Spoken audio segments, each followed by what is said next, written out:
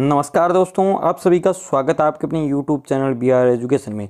अब मैं आपके लिए बजरंग सिंह राठौर बहुत ही धमाकेदार क्लास लेके आ रहा हूँ। बाल विकास के जो 30 क्वेश्चन आपके रीट लेवल फर्स्ट और सेकंड में आते हैं, उसको मात्र 20 दिन में 20 वीडियो के अंदर मैं आपको कंप्लीट करवा दूंगा। आप कंप्लीट वीडियो देखिए और साथ साथ है वो नोट्स है वो बना भी लें। तो वीडियो शुरू करने से पहले बता दूं, अगर आप हमारे चैनल पे नए हो तो चैनल को सब्सक्राइब के पास में बेल आइकन जरूर दबाएं। पहला टॉपिक जैसे तो वो तो होता है शिक्षा मनोविज्ञान का, वो तो आपके लगता नहीं है रीट में और उससे क्वेश्चन नहीं किया जाता है। पहला टॉपिक यहाँ से बाल मनोविज्ञान के रूप में नोट्स हमने अच्छे तरीके से तैयार भी किए हैं, बिल्कुल कंप्यूटराइज नोट्स आप साथ साथ में बना के चलिए। तो हम आज पढ़ेंगे बाल मनोविज्ञान है वो पढ़ेंगे आज बहुत ही अच्छे तरीके से। तो आइए अब शुरू करते हैं, ज़्यादा समय नहीं लेते हुए करते हैं। देखो, बाल विकास का अध्ययन मनोविज्ञान की जिस शाखा के अंतर्गत किया जाता है उसे बाल मनोविज्ञान कहते हैं। तो बाल जो विकास है, जो आपकी मनोविज्ञान होती है, जिस शाखा के अंतर्गत उसको लेके किया जाता है उसे बाल मनोविज्ञान कहते हैं। देखो, बाल मनोविज्ञान का प्रथम वैज्ञानिक वर्गीकरण 18वीं शताब्दी में। तो प्रथम वैज्ञानिक वर्गीकरण कब किया गया? 18वीं शताब्दी में किया गया। और किसने प्रस्तुत किया था इसको प्रस्तुत किया था? पेस्टोलॉजी ने इसको सबसे पहले प्रस्तुत है वो क्या। साथ में आप नोट्स बनाते रहें अगर हो तो। पेस्टोलॉजी ने अपनी 3 वर्षीय पुत्र पर अध्ययन किया। तो पेस्टोलॉजी ने किसके ऊपर अध्ययन किया? अपने 3 वर्षीय पुत्र है उसके ऊपर इन्होंने अध्ययन किया, पर बेबी बायोग्राफी नामक विवरण पत्र तैयार किया। तो कैसा पत्र तैयार किया उन्होंने? कैसा किया? बेबी बायोग्राफी नामक विवरण पत्र इन्होंने वो तैयार किया। जो मुख्य है उनको साथ साथ में आप लिख भी ले। बहुत ही इंपॉर्टेंट जो चीज़ें हैं वही आपको पढ़ाई जाएगी अच्छे से। आज आगे बहुत ही इंटरेस्ट आएगा, तो वीडियो को एंड तक देखिए। देखो, 19वीं शताब्दी में बाल अध्ययन आंदोलन की शुरुआत है वो स्टेनले हॉल के नेतृत्व में अमेरिका से हुई थी। जो आंदोलन है 19वीं शताब्दी में बाल अध्ययन जो आंदोलन हुआ था उसकी शुरुआत किसने की? स्टेनले हॉल ने। याद रखिएगा मुख्य। अब स्टेनले हॉल को बाल मनोविज्ञान का जनक भी कहा जाता है, ये भी बहुत महत्वपूर्ण है। बाल मनोविज्ञान का जनक किसे कहा जाता है? स्टेनले हॉल को। स्टेनले हॉल ने बाल अध्ययन समिति तथा बाल कल्याण संगठन नामक संस्थाओं का गठन किया। तो इन्होंने 2 संस्थाओं को भी साथ में गठन किया। वो कौन कौन सी थी आप देख सकते हो, बाल अध्ययन समिति और बाल कल्याण संगठन 2 थे। तो 2 का इन्होंने अध्ययन वो किया था। आगे भारत में बाल अध्ययन आंदोलन की जो शुरुआत है वो 1930 में कोलकाता विश्वविद्यालय से हुई थी। इसकी शुरुआत है वो कब हुई? 1930 में शुरुआत की गई और कोलकाता विश्वविद्यालय से इसकी शुरुआत है वो की गई। आगे पढ़ेंगे, बहुत ही शानदार आपको देखने को मिलेगा। तो आइए अब आगे देखते हैं। प्रथम बाल गृह की जो स्थापना है वो 1887 में की और न्यूयॉर्क जो अमेरिका में है उसकी शुरुआत है वो की गई। और इसके अब आगे देखिए, डार्विन ने biographical sketch of biographical sketch of an infant नामक पुस्तक थी इनकी। तो इस पुस्तक के अंदर इन्होंने इसका प्रकाशन वो किया था डार्विन ने। अब बात करेंगे, देखो इसके अंदर अभिवृद्धि और विकास जो मुख्य चलते हैं, ग्रोथ और डेवलपमेंट के बारे में हम यहाँ पर पढ़ेंगे। तो आइए अब मैं थोड़ा सा इसका साइज है वो थोड़ी बड़ी कर देता हूँ आपको, ताकि अच्छे से ये दिख पाए। तो अब आइए अब शुरू करते हैं।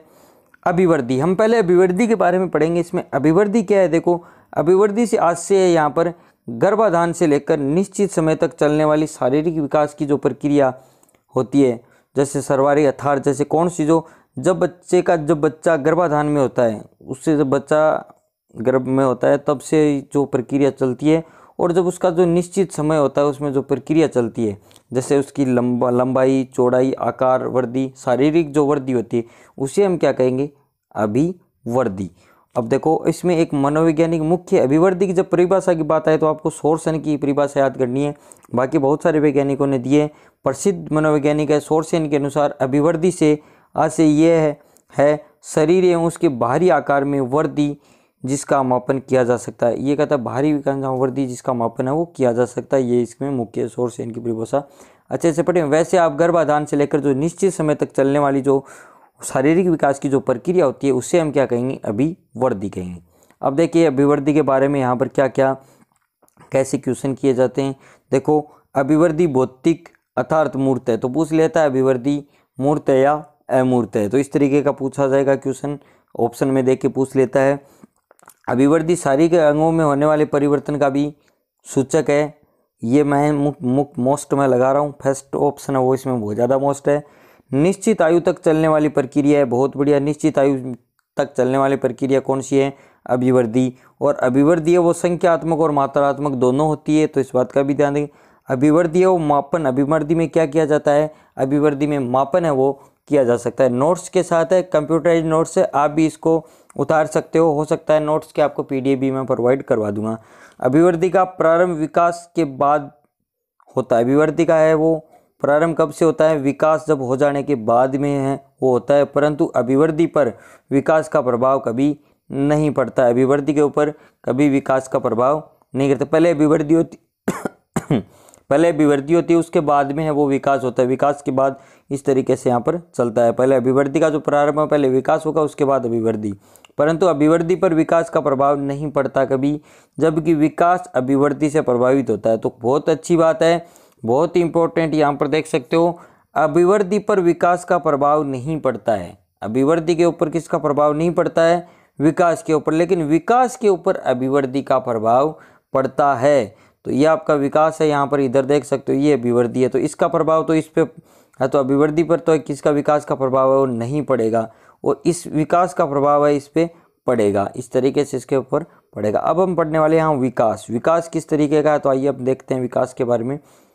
विकास से तात्पर्य है संपूर्ण रूप, आकार, गुण, व्यवहार में परिवर्तन, अर्थात विकास विभिन्न प्रकार की अभिवृद्धियाँ जैसे शारीरिक, मानसिक, सामाजिक, संवेगात्मक आदि संगठन है उनको बोलते हैं विकास। विकास का तात्पर्य यानी हर तरीके से आपका विकास हो जाना, हर तरीके से आपके हर चीज़ में परिवर्तन होकर उसमें अच्छाई की ओर दिख जाना चाहिए। आपका शारीरिक हो, मानसिक हो, सामाजिक, संवेगात्मक, किसी परिवार का हो, उसमें हर प्रकार का अभिवृद्धि है, उसमें यानी बढ़ोतरी हो जाना।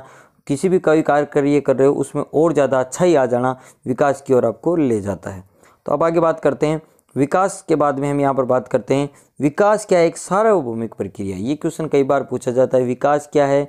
सार्वभौमिक प्रक्रिया है या उसमें अलग अलग तरीके से वो दिए जाते हैं ऑप्शन, और परिवर्तनशील है, इस तरीके से पूछ लिया जाता है। तो विकास कैसी है? सार्वभौमिक। याद जरूर रखें, विकास जीवन पर्यंत चलने वाली प्रक्रिया है। विकास संख्यात्मक मात्रात्मक के साथ साथ गुणात्मक पहलू का सूचक है। वो संख्यात्मक और मात्रात्मक दोनों थी, लेकिन ये उनके साथ ये भी संख्यात्मक और मात्रात्मक है, लेकिन उसके साथ साथ में क्या है? गुणात्मक पहलू का सूचक है। तो क्वेश्चन क्या है? जैसे संख्यात्मक या मात्रात्मक के साथ गुणात्मक पहलू का सूचक है, तो क्या है? विकास, अभिवृद्धि दोनों है, दोनों नहीं है, इस तरीका का क्वेश्चन किया जाता है। तो इसमें मात्र विकास ही सही होगा। विकास का मूल्यांकन किया जा सकता है, विकास का मूल्यांकन भी किया जा सकता है, कितना विकास हुआ, क्या हुआ, इसके बारे में। विकास का क्षेत्र एक व्यापक होता है, अभिवृद्धि विकास एक भाग है। विकास का क्षेत्र व्यापक होता है। देखो इसकी बात करें, विकास जब एक निश्चित अवधि तक आप पहुंच जाते हो तो एक नया भाग हो जाता है, एक नई स्थिति में आप पहुंच जाते हो। आगे बात करते हैं व्यक्ति के व्यवहार में नित्य प्रति होने वाले परिवर्तनों में विकास को देखा जा सकता है। व्यक्ति का जो व्यवहार होता है उसमें रोजाना जो परिवर्तन होता है होकर वो आगे की ओर जब बढ़ते हो, आप जैसे 5वीं क्लास में पढ़ रहे हो और जब 6ठी क्लास में जाओगे तो आपका के अंदर कुछ डेवलपमेंट होगी, जो कुछ उसका आपको विकास देखा जाएगा। कुछ परिवर्तन 5वीं कक्षा के बजाय 6 में होगा, 6 के बजाय 7 में होगा, इस तरीके से आप में उसमें विकास है वो चलता जाएगा। एक यहाँ पर नोट विशेष दिया गया है, उसको आप अच्छे से ध्यान में रखें। थोड़ा सा एक मिनट, क्या हो रहा है? अभिवृद्धि एवं विकास, अभिवृद्धि एवं आंतरिक और बाह्य प्रक्रिया दोनों ही क्या है? अभिवृद्धि एवं विकास वो क्या है? दोनों आंतरिक और बाह्य दोनों प्रक्रिया हैं जो वंशक्रम और वातावरण से सर्वाधिक प्रभावित होते हैं। तो ये क्वेश्चन बार बार पूछा जाता है, ऑप्शन में दिया जाता है, उसमें कौन सी है, किससे प्रभावित होते हैं? अकेले वंशक्रम, वातावरण, पर्यावरण, इस तरीके से ऑप्शन दिए जाते हैं। तो वंशक्रम और वातावरण का प्रश्न बहुत बार पूछा जाता है और ये दोनों ही इससे प्रभावित है वो होते हैं, अभिवृद्धि और विकास। अब बात करते हैं विकास के प्रकार, हम यहाँ पर पढ़ते हैं। देखो गेसले के अनुसार यहाँ पर जो मुख्य गेसले उसके अनुसार जो मुख्य है मैंने वही सम्मिलित किए, क्योंकि एग्जाम में रीट के अंदर आपको मुख्य ही पूछा जाता है। गेसले के अनुसार विकास वह प्रक्रिया है जो व्यक्ति में एक प्रकार का परिवर्तन उत्पन्न करते हैं। गेसले के अनुसार देखो विकास वह प्रक्रिया है जो व्यक्ति में एक प्रकार का परिवर्तन उत्पन्न करते हैं और जिससे व्यक्ति की कुशलताओं एवं योग्यताओं में वृद्धि होती है, और अर्थात गुणात्मक परिवर्तन होता है। तो समझ गए होंगे, एक आदमी होता है उसके अंदर परिवर्तन उत्पन्न होता है, कंटिन्यू होता रहता है, और उसके अंदर हमेशा अच्छी योग्यताओं में जो आदमी, कभी ऐसा नहीं है कि भी आप 5वीं क्लास और 5वीं क्लास में फेल हो गए तो आप में विकास नहीं हुआ। 5वीं कक्षा में अगर कक्षा 6 में चले गए तो आप में विकास हो गया, 7 में गए और ज़्यादा विकास हो गया। यानी आपकी योग्यता, आपका ज्ञान जैसे जैसे बढ़ता जाता है वैसे वैसे आप में विकास हो जाता है।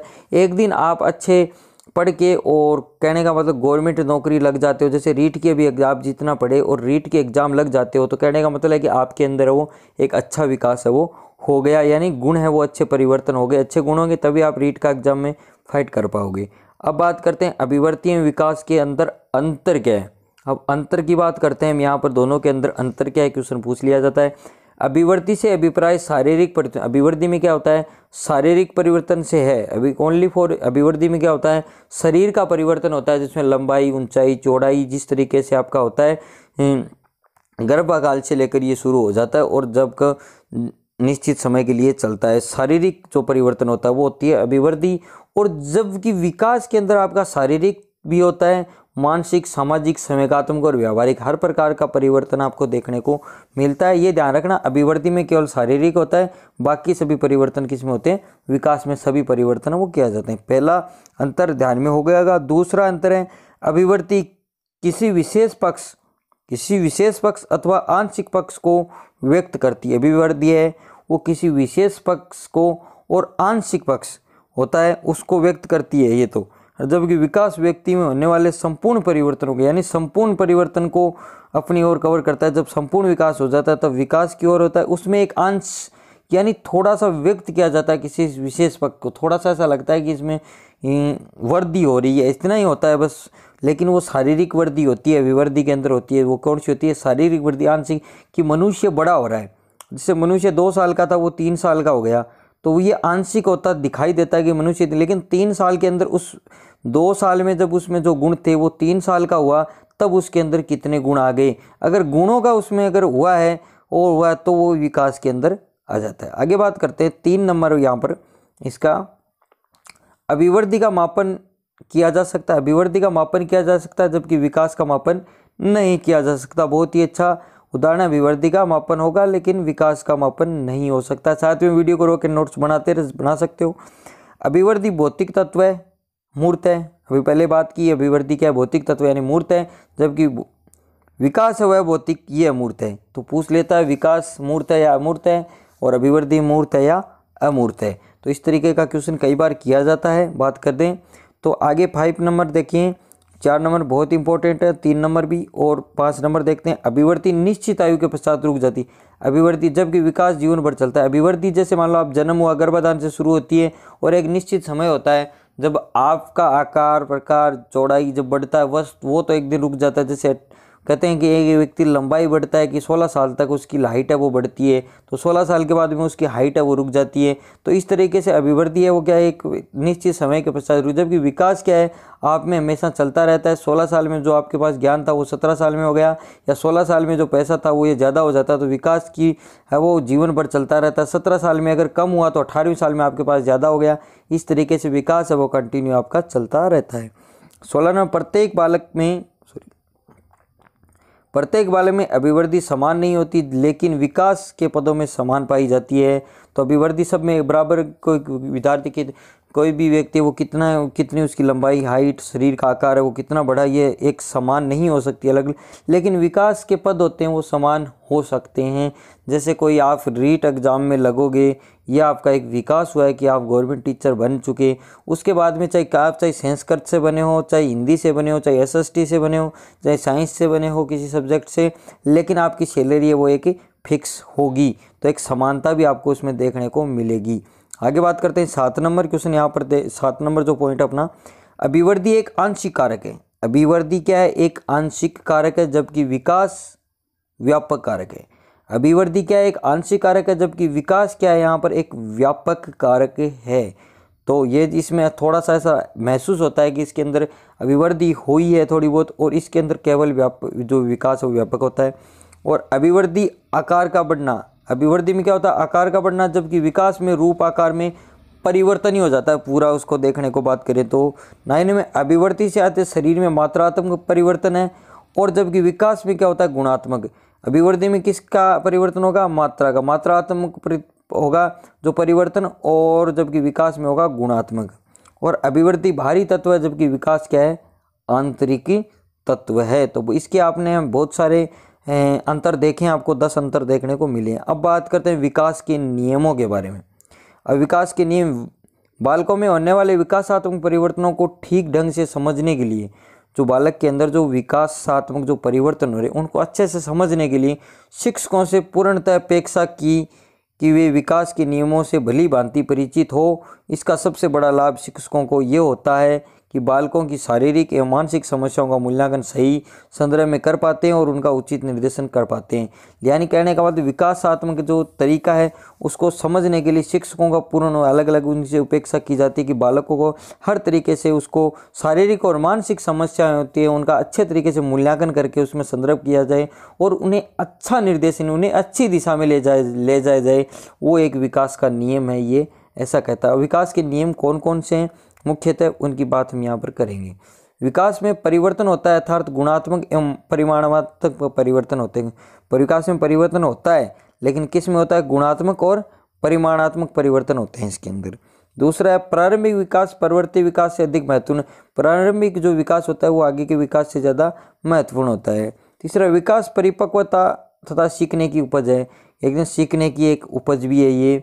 4 नंबर में बात करें, विकास पैटर्न में पूर्वानुमान गुण होते हैं अर्थात जिसके बारे में आसानी से पूर्व कथन किया जा सकता है। विकास में पहले चौथा पढ़ना, विकास पैटर्न में पूर्वानुमान गुण होते हैं यानी पहले अनुमान के अनुसार करते हैं कि ये बालक ऐसा ऐसा होगा अर्थात जिसके बारे में आसानी से पूर्व कथन किया जा सकता है। कोई स्टूडेंट्स वैसे 10वीं क्लास में अगर 95% लेके आता है तो हम कह देते हैं बहुत ही होशियार बच्चा है और ये गवर्नमेंट जॉब पक्की ही लग जाएगा। ये पूर्व में आपने उसके गुणों पर अनुमान लगाया जिसके अनुसार उस कथन को कहा जा सकता है आसानी से।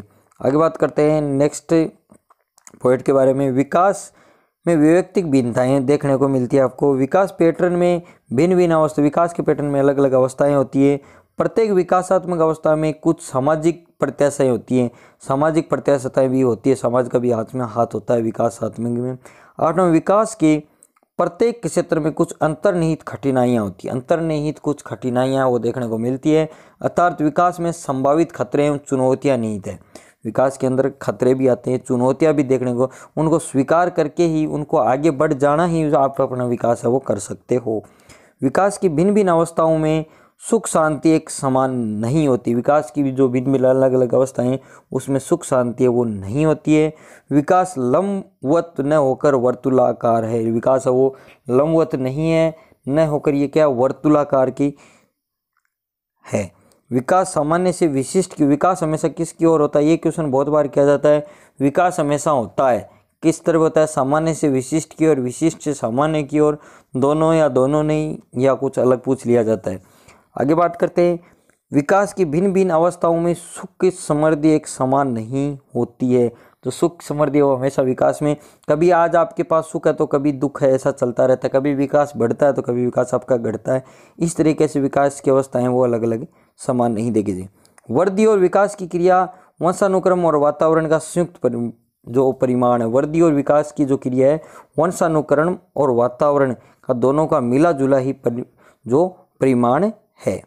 आगे 14 नंबर जो है पॉइंट पढ़ते हैं। देखो, प्रारंभिक विकास परिवर्ती विकास से अधिक महत्वपूर्ण होता है। प्रारंभिक का जो विकास हो आगे के विकास से ज़्यादा महत्वपूर्ण होता है, ये बात हमने पहले भी पढ़ी है। प्रत्येक विकास अवस्था में कुछ सामाजिक प्रत्याशाएं होती हैं। जो प्रत्येक विकास है उसमें जो अवस्थाओं में कुछ सामाजिक प्रत्याशाएं भी होती है। स्त्री पुरुष की विकास दरों में अंतर पाया जाता है, स्त्री और पुरुष की में वो अंतर पाया जाता है। दोनों के अंदर प्रश्न पूछा जाता है, स्त्री पुरुष की विकास की दरों में क्या अंतर पाया जाता है, हाँ नहीं या कोई नहीं, इस तरीके से अलग अलग कोई क्वेश्चन है वो किया जाता है आपके एग्जाम में। अब बात करते हैं अभिवृद्धि एवं विकास की जो अवस्थाएं, बहुत इंपॉर्टेंट, और क्वेश्चन आपका यहीं से पुटअप होता है। क्वेश्चन वो यहीं से किया जाता है। देखो, इसमें अलग अलग जो वैज्ञानिक है उनके अनुसार है वो अभिवृद्धि और विकास की अवस्थाएं। पहले हम बात करेंगे कालसैनिक के अनुसार जो विकास और अभिवृद्धि की वो 8 अवस्थाएं होती है। कितनी अवस्थाएं होती है? 8 अवस्थाएं। संख्या भी कई बार पूछी जाती है कि कितनी अवस्थाएं होती है। कालसैनिक के अनुसार 6, 7, 8, 9 ऑप्शन में किया जाता है। तो 8 होती है, वो कौन कौन सी होती है? पहली इनके गर्भाकालीन अवस्था कौन सी है? गर्भाकालीन अवस्था, जो कब से होती है, जन्म काल तक। कब तक होती है, जन्म काल तक। फिर दूसरी होती है शैशव काल। दूसरी कौन सी होती है, शैशव काल अवस्था, वो होती है जन्म से 4 सप्ताह तक चलती है। शैशव काल जो चलता है वो कहाँ से कहाँ तक चलता है, ये चलता है आपका जन्म से 4 सप्ताह तक है, वो शैशव काल है, वो चलता है। तो गर्भाकालीन जन्म, जब तक मनुष्य जन्म नहीं होता तब तक तो गर्भाकाल चलता है आपका। जैसे जन्म हो जाता है, जन्म से 4 सप्ताह यानी 28 दिन तक होता है, उसको चलता है शैशव काल। उसके बाद 28 दिन होता है तो 1 महीने का हो जाता है। 1 महीना जैसे ही होता था तो उसके बाद में चलता है पूर्व शैशव काल, जो 1 महीने से 15 माह तक, यानी 15 माह तक चलता है। 15 महीने से चलता है, 1 महीने से 15 महीने तक है ये चलता है। अब 15 महीने आने के बाद में फिर आता है उत्तर शैशव काल। देखो याद करो, शैशव, पूर्व, उत्तर, पूर्व, उत्तर, तो इस तरीके से याद कर सकते हो। ये आपका चलता है 15 माह से 30 माह, यानी 15-15 का अंतर यहाँ पर आ रहा है। बात करेंगे तो 15 महीने से 30 महीने तक ये चलता है। फिर आ जाता है पूर्व उत्तर शैशव काल। अब पूर्व बाल्यकाल आ जाएगा। पूर्व बाल्यकाल, पूर्व बाल्यकाल होता है वो चलता है 30 माह से 5 वर्ष तक। इन्होंने बताया कि ये चलता है वो 30 माह से 5 वर्ष तक है, वो चलता है। फिर आ जाता है मध्य बाल्यकाल। मध्यकाल बाल्यकाल है वो 5 वर्ष से 9 वर्ष तक है, वो चलता है। और फिर आ जाता है उत्तर बाल्यकाल। उत्तर बाल्यकाल वो चलता है 9 वर्ष से 12 वर्ष तक ये चलता है। ये बताया था अभिवृद्धि और विकास की अवस्थाएं वो बताई थी काल सैनिक के अनुसार हमने यहाँ पर बात की। और 8वीं अवस्था यहाँ पर नीचे आपके दी हुई है, किशोर अवस्था। किशोर अवस्था है वो आपकी 12 वर्ष से 21 वर्ष तक है, वो चलती है। तो काल सैनिक के अनुसार हमने 8 अवस्थाएं वो पढ़ी। अब हम पढ़ेंगे रोस के अनुसार। रोस के अनुसार है वो अवस्थाएं, उन्होंने 4 अवस्थाएं बताई है। रोस ने कितनी अवस्थाएं बताई, 4 अवस्थाएं बताई है। वो है शैशवावस्था, जो जन्म से 3 वर्ष तक, ये जन्म से डायरेक्ट ही बता दिया इसलिए इतना महत्वपूर्ण नहीं है। काल सैनिक सबसे महत्वपूर्ण 8 अवस्थाएं आप याद करके जाएं। रोस के अनुसार जन्म से 3 वर्ष तक, पूर्व बाल्यकाल से 3 से 6 वर्ष तक, और उत्तर बाल्यकाल चलती है 6 से 12 वर्ष तक चलती है, यानी 3-3 साल का। यहाँ तक पहले 3 साल तक चली, फिर 3 साल का अंतर आया, फिर 3 से उत्तर बाल्यकाल को डबल वर्षों में कर दिया गया, 6 से 12 कर दी गई। और किशोर अवस्था भी 6 में चली, 12 से 18 वर्ष तक थी। यानी 4 अवस्थाएं बताई रोस ने, शैशवावस्था, पूर्व बाल्यावस्था और उत्तर बाल्यावस्था और किशोर अवस्था। रोस के अनुसार 4 अवस्थाएं थी। अब बात करते हैं हरलोक के अनुसार कितनी है। तो आइए हम यहाँ पर बात करें हरलोक। हरलोक के अनुसार हरलोक ने 7 अवस्थाएं बताई। यहाँ पर कितनी अवस्थाएं बताई, 7 अवस्थाएं बताई, जिसमें पहली गर्भकालीन अवस्था है जो जन्म तक चलती है, जैसे काल सैनिक ने बताई वैसे ही। दूसरी बताई ने प्रारंभिक शैशवावस्था, जो जन्म से 2 सप्ताह तक चलती है, तो उन्होंने दूसरी बताई थी, उन्होंने बताई थी जो 4 सप्ताह तक यानी 28 दिन तक चलती है। फिर उत्तर शैशवावस्था, ये चलती है आपकी 14 दिन, जैसे 2 सप्ताह हो जाते हैं तो 14 दिन हो जाते हैं, 14 दिन से 2 साल तक है वो उत्तर शैशवावस्था चलती है। फिर बाल्यावस्था है वो आपकी 2 साल से 11 वर्ष तक चलती है हरलोक के अनुसार। 2 साल के बाद 11 से फिर आ जाती है आपकी पूर्व किशोर अवस्था, जो 2 साल चलती है, 11 से 13 साल तक है ये चलती है। उसके बाद में आ जाती है प्रारंभिक किशोर अवस्था, ये आपकी 13 साल से 17 साल तक 4 साल चलती है। और फिर उत्तर किशोर अवस्था, ये 17 साल से 21 वर्ष तक चलती है। तो ये 7 अवस्थाएं वो हरलोक ने आपको यहाँ पर बताइए। साथ में वीडियो का स्क्रीनशॉट भी आप ले सकते हो इतना इजीली तरीके से। फिर सामान्य अवधारणाएं, सामान्य रूप से 5 अवधारणाओं को माना गया है। अब 5 अवधारणाएं कौन सी है देखें। काल सैनिक की याद कर ले, मुख्य वही है 8 अवस्थाएं। उसके बाद में सामान्य अवस्थाओं का ध्यान रखें। सामान्य अवस्था यहाँ पर 5 होती है। पूर्व जन्म काल, एक तो पूर्व जन्म काल होती है जो जन्म से पूर्व की अवस्था, यानी जन्म जब तक आपका जन्म नहीं होता उससे पूर्व की जो अवस्था होती है वो पूर्व जन्म काल। फिर होती है एक शैशवावस्था, जो शैशवावस्था होती है जन्म से 6 साल तक होती है। इनमें 6 साल का अंतर यहाँ पर रखा गया है, यानी पहले जन्म हो गया, जन्म के बाद 6 साल बाद शैशवावस्था, फिर 6 साल बाद होती है बाल्यावस्था, 6 से 12 साल तक होती है। फिर उसके 6 साल बाद किशोर अवस्था, 12 साल से 18 साल तक चलती है। प्रौढ़ावस्था होती है जो 18 साल से ऊपर तक की चलती है, वो होती है आपकी प्रौढ़ा अवस्था। तो इसका क्रम ध्यान में रखें, ऑटोमेटिक 6 साल से पूर्व जन्म काल, शैशवावस्था आती है, फिर बाल्यावस्था, फिर किशोरावस्था, फिर प्रौढ़ावस्था आती है। अब हम बात करेंगे शैशवावस्था से 6 वर्ष तक क्या होता है। देखो शैशवावस्था में क्या होता है, जीवन का सबसे महत्वपूर्ण काल होता है शैशवावस्था। कौन सी होता है, जीवन का सबसे महत्वपूर्ण काल होता है शैशवावस्था। और सीखने का आदर्श काल भी होता है, जन्म से जो 6 वर्ष तक चलता है शैशव काल।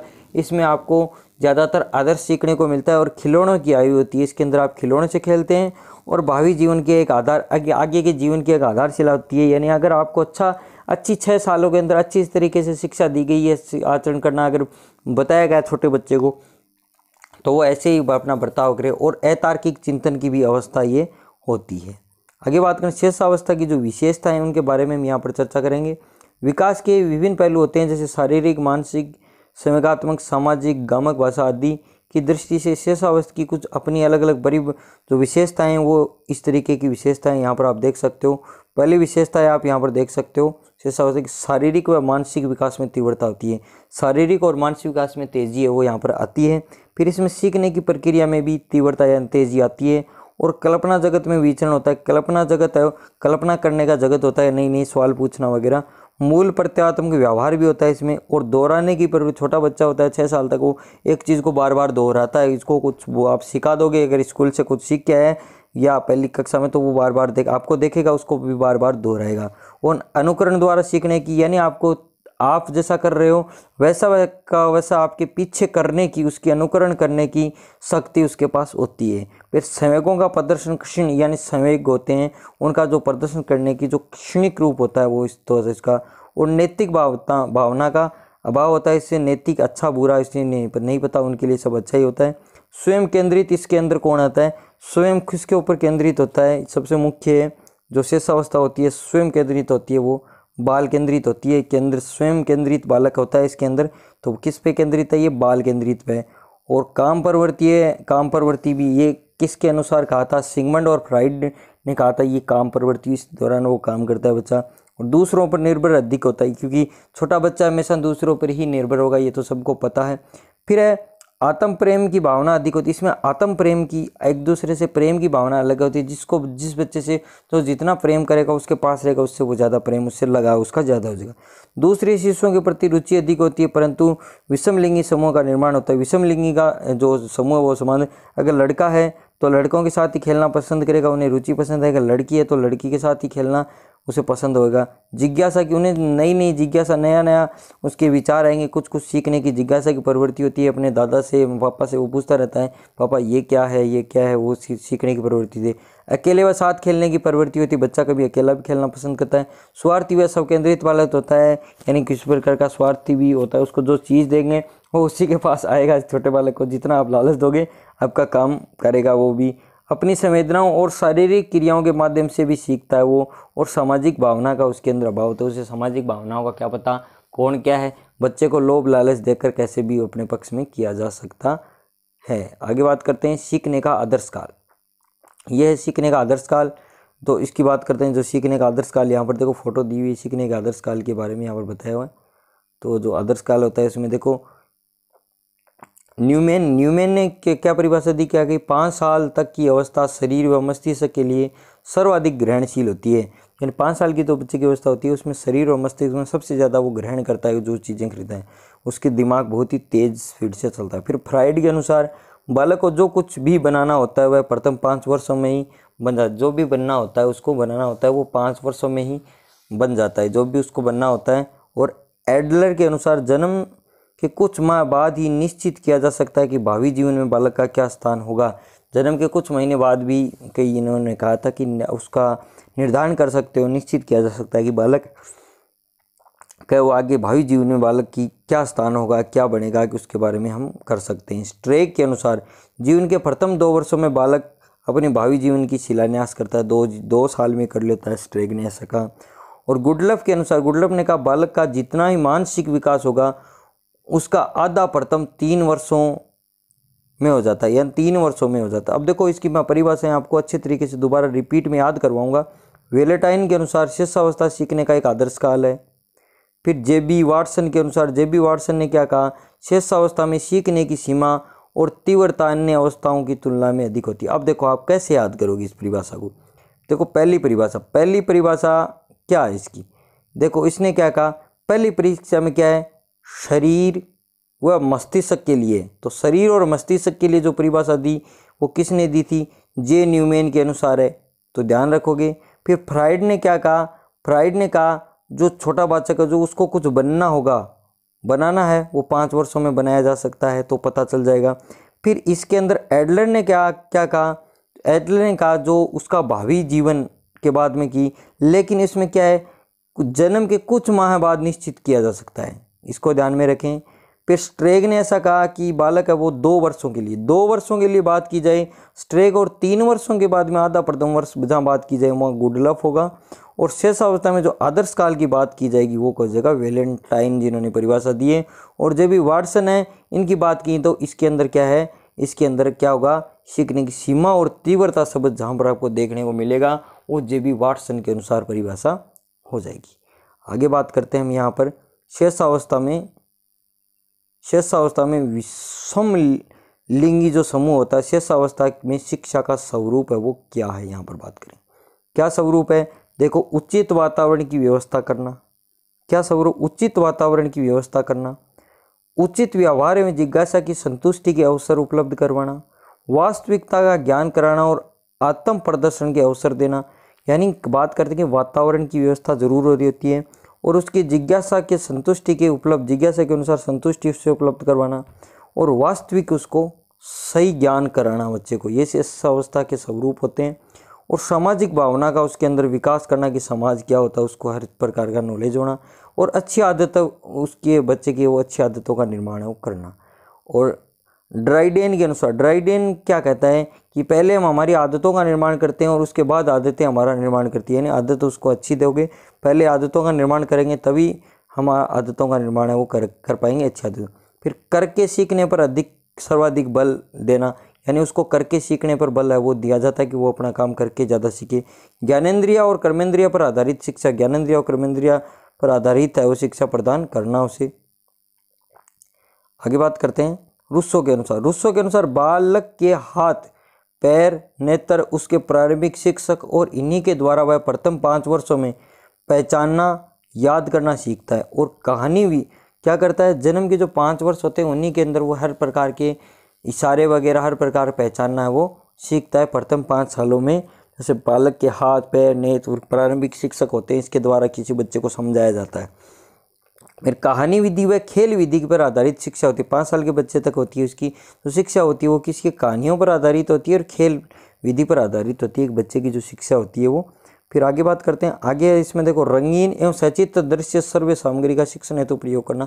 छोटे बच्चे को जब भी अगर शिक्षा देनी है, शिक्षण देना है तो उसमें रंगीन और सचित्र जो चित्र होगा उससे दृश्य दिखाया जाएगा और कुछ सर्वे सामग्री सुनाया जाएगा, उससे वो अच्छे तरीके से शिक्षा ग्रहण करेगा, शिक्षा का प्रयोग वो किया जाएगा।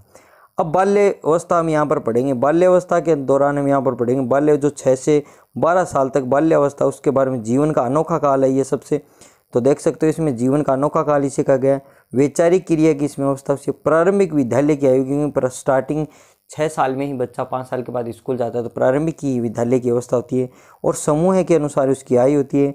शैक्षणिक व दृष्टिकोण की दृष्टि से महत्वपूर्ण कहने, शिक्षा की दृष्टि से सबसे महत्वपूर्ण काल है, क्योंकि इसके दौरान अगर बच्चा होशियार हो जाता है तो जीवन भर होशियार चलेगा, कमज़ोर हो जाता है तो कमज़ोर चलेगा। इसमें जिससे उसे पढ़ने के ढांचे में डाल दिया जाएगा तो पढ़ेगा, नहीं तो नहीं पढ़ेगा। और मूर्त चिंतन की अवस्था होती है, अच्छी तरीके से वो सोच सकेगा इसके बारे में। और प्रतिद्वंदात्मक सामाजिकरण का भी ये काल है और मिथ्या परिपक्वता का भी काल है। रोस ने बाल्यावस्था को छद्म और परिपक्वता की अवस्था दी, तो जरूर याद करें रोस ने बाल्यावस्था को किसकी अवस्था का छद्म परिपक्वता यानी मिथ्या, एकदम झूठ, मिथ्या परिपक्वता की जो बाल्यावस्था को इसको कहा है रोस ने। फ्राइड के अनुसार बाल्यावस्था जीवन का निर्माण काल एवं नए कौशल क्षमताओं के विकास की दृष्टि से स्वर्णिम यानी सोने के समान है। फ्राइड ने बाल्यावस्था को किसके समान बताया, स्वर्णिम काल के समान है वो किसने बताया, बाल्यावस्था को। और रोस ने बताया है छद्म परिपक्वता यानी झूठी अवस्था के तौर पे इन्होंने बताया इसको। फिर किलपैट्रिक ने बाल्यावस्था को प्रतिद्वंदात्मक सामाजिकरण की अवस्था का है, आपस में द्वंदात्मक दो व्यक्तियों के अंदर आपस में एक दूसरे से द्वंद होता है सामाजिकरण की अवस्था में। और बाल्यावस्था को समूह की आयु का है, बाल्यावस्था को क्या कहा गया है, समय की आयु बाल्यावस्था को कहा गया है। कोल व ब्रुंस के अनुसार बाल्यावस्था जीवन का अनोखा काल है, तो क्या है, कोल व ब्रुंस के अनुसार बाल्यावस्था वो क्या है, जीवन का अनोखा काल है। बाल्यावस्था जीवन का क्या है, अनोखा काल है। आगे बात करते हैं बाल्यावस्था की जो विशेषताएं उनके बारे में यहाँ पर जो बात करते हैं। बाल्यावस्था क्या, शारीरिक और मानसिक विकास की स्थिरता होती है। एक शारीरिक और मानसिक विकास में लमसम है वो इसमें सहम सा रहता है, स्थिरता होती है।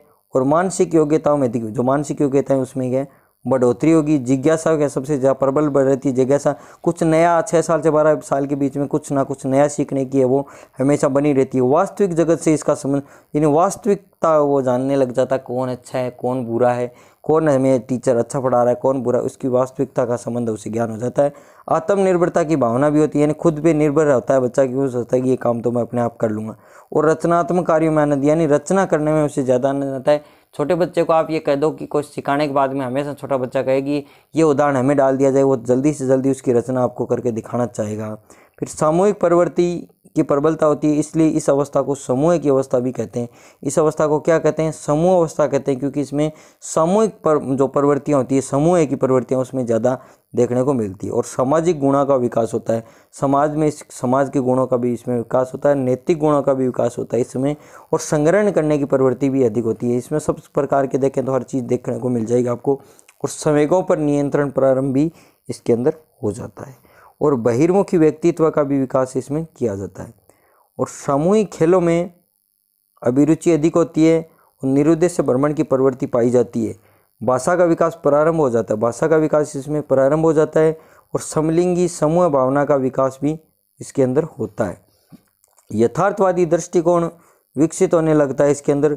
खेल में रुचि अधिक होती है, इसलिए इस अवस्था को खेल आयु भी कहा जाता है। काफ़ी तो बोल सकते हैं इस जो है तो इसके अंदर ये जो अवस्था है बाल्यावस्था इसके अंदर है, इस अवस्था को खेल आयु भी कहा जाता है, क्योंकि इसमें बच्चों की खेल में रुचि ज़्यादा होती है, उन्हें अच्छे बुरे का कोई मालूम नहीं होता। बाल्यावस्था में शिक्षा का क्या स्वरूप है यहाँ पर देख लीजिए। बालक के विकास पर बल देना, बालक के विकास के ऊपर वो बल है वो दिया जाता है। एक तो करके सिखाने, यानी उसको करके एक पहले बता दो कि बेटा इसको ऐसे करना है तो उसको सिखाया जाता है, फिर वो उसी को वैसे ही करता है, तो करके सिखाया जाता है। रुचि के अनुसार शिक्षा व्यवस्था ने जिसकी जैसी रुचि होती है उसके अनुसार ही उसे, किसी को खेल से सीखना पसंद है तो खेल से, किसी को सुना के या किसी को बोलकर, अलग अलग तरीके से जिसको पसंद है वैसे शिक्षा दी जानी चाहिए। रचनात्मक कार्यों की व्यवस्था, यानी रचना भी करनी चाहिए, जो कार्यों की रचना करके उनकी व्यवस्था को बताएं। और जिज्ञासा की स्तुति, जैसी जिज्ञासा होती है उसके अनुसार उन्हें शिक्षा दी जाए। पाठ्य सहगामी क्रियाओं पर अधिक बल देना, पाठ्य सहगामी जो क्रियाएं उन पर अधिक बल देना। संवेगों के प्रदर्शन का अवसर देना और स्नेह युक्त व्यवहार है वो करना।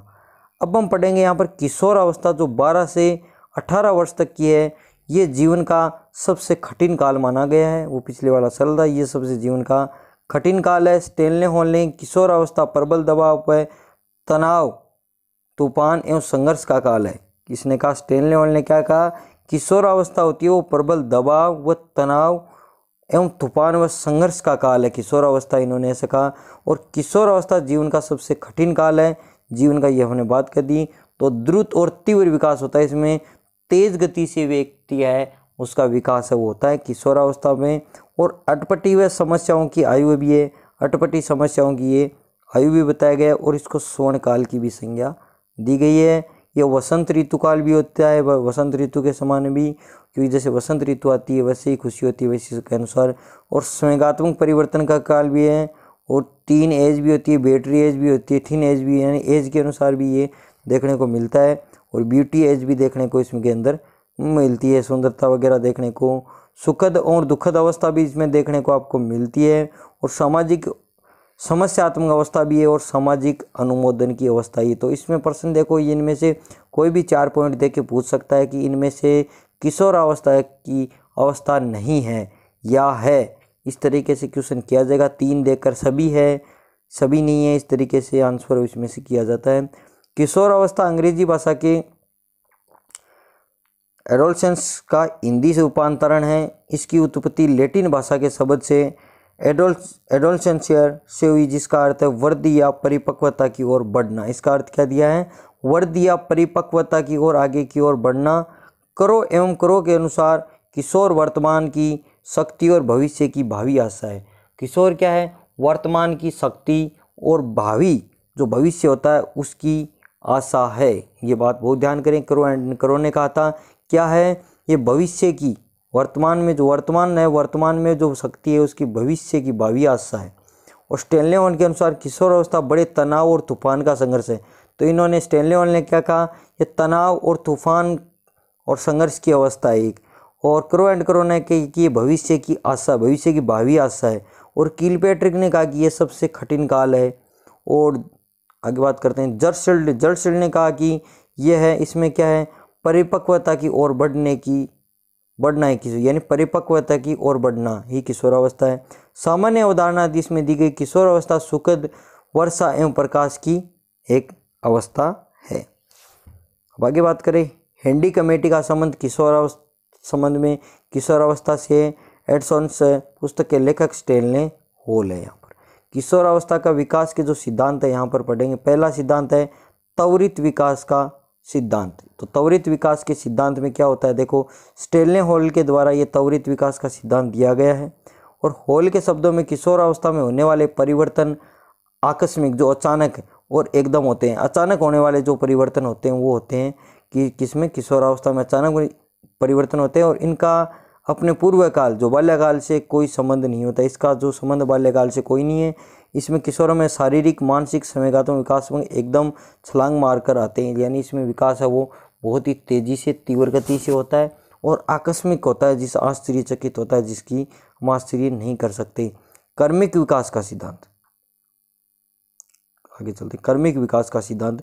कर्मिक जो विकास का सिद्धांत है वो क्या होता है, इसका प्रतिपादक किंग्स, हालिंगबर्थ और थॉर्नडाइक ने दिया। इनके अनुसार किशोरावस्था में होने वाला विकास धीरे धीरे क्रमशः निरंतर होता है।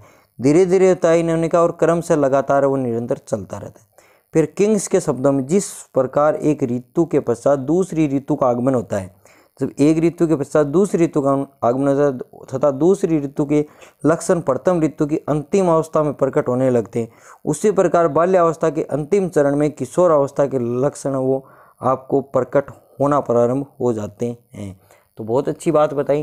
जब एक ऋतु होती है, एक ऋतु का आगमन होता है, एक ऋतु के जाने के बाद जो पिछली ऋतु चली गई उसके अंतिम जो समय था, उसके अंदर जो अंतिम चरण था, उसके जो अगर लक्षण पर प्रस्तुत होते हैं तो वो किशोरावस्था में आ जाते हैं। वैसे इसने कहा, किसमें कहा, जब किशोरावस्था के बाद में जब बाल्यावस्था आती है तो किशोरावस्था का जो अंतिम समय होता है, लास्ट समय जिसको बोल सकते हैं, जैसे ये यहाँ से किशोरावस्था चली और यहाँ चलकर यहाँ ख़त्म हो गई और यहाँ से आपकी बाल्यावस्था, यहाँ की शुरुआत हुई। लेकिन इसके अंदर किसके लक्षण प्रस्तुत होते हैं, जो एंड जहाँ पर बाल्यावस्था का यहाँ पर हुआ उसके वो लक्षण आपको, कि नहीं, जो किशोरावस्था के लक्षण आपको प्रकट यहाँ पर होते हैं। कि जो किशोरावस्था की विशेषताएं बात करते हैं यहाँ पर, चहुमुखी विकास, चारों ओर से इसके अंदर विकास है वो किया जाता है। शारीरिक, मानसिक और सामाजिक व संवेगात्मक विकास भी इसके अंदर होता है।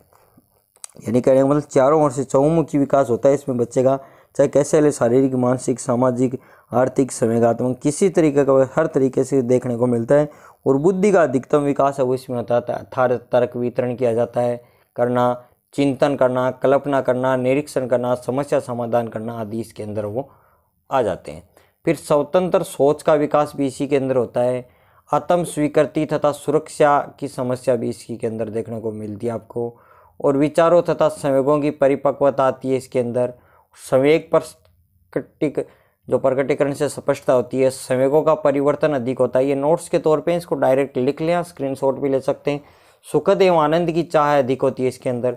नेतृत्व अवस्था और विधायकता का विकास होता है इसमें। और दिवास्पन की प्रवृत्ति भी अधिक है इसमें देखने को मिलती है। और स्थिरता तथा समायोजन का भी अभाव देखने को मिलता है। सामाजिक स्वतंत्रता तथा विद्रोह की भावना भी इसके अंदर वो अधिक होती है।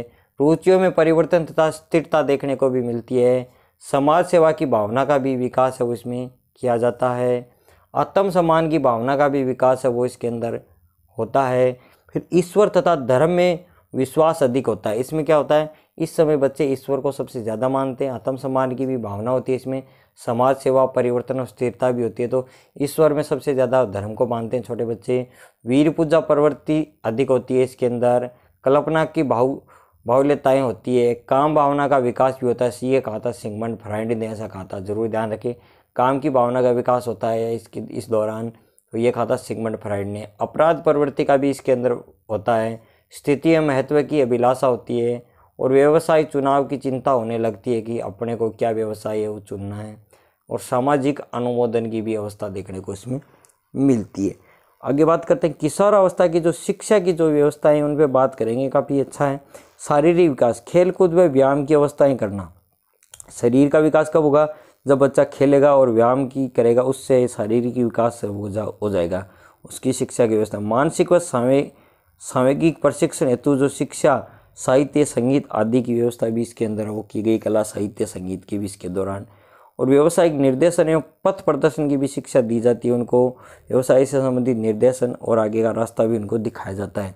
और नैतिक शिक्षा की व्यवस्था भी है, नीति के अनुसार अपने वो चले आगे चलकर, तो ऐसी भी व्यवस्था इसके अंदर प्रकट की जाती है। उचित शिक्षण विधियों का भी प्रयोग इसमें प्रोजेक्ट विधि द्वारा वो किया जाता है।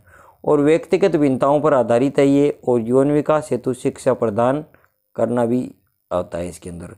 अब आता है आगे शारीरिक विकास। अब शारीरिक विकास को हम, आज का वीडियो बहुत लंबा हो गया, करीबन 45 मिनट का हो गया। नेक्स्ट 45 मिनट में आपको बाल विकास का टॉपिक है वो यहाँ मैं आपको कंप्लीट करवा दूंगा। वीडियो पसंद आए तो वीडियो को लाइक, शेयर, कमेंट जरूर करें। कंप्लीट ऐसे ही 45 मिनट के 20 वीडियो आएंगे। इसी तरह नोट्स के साथ आपको 20 वीडियो में आप भी नोट्स बना लीजिए। मात्र 20 वीडियो में आपको यहाँ पर मैं कंप्लीट आपके लिए रीट लेवल फर्स्ट और सेकंड के लिए बाल विकास करवा दूंगा। जिन स्टूडेंट्स के पास समय नहीं है वो ये वीडियो उनके लिए रामबाण साबित होंगे। तो आज के लिए इतना ही स्टूडेंट्स, धन्यवाद।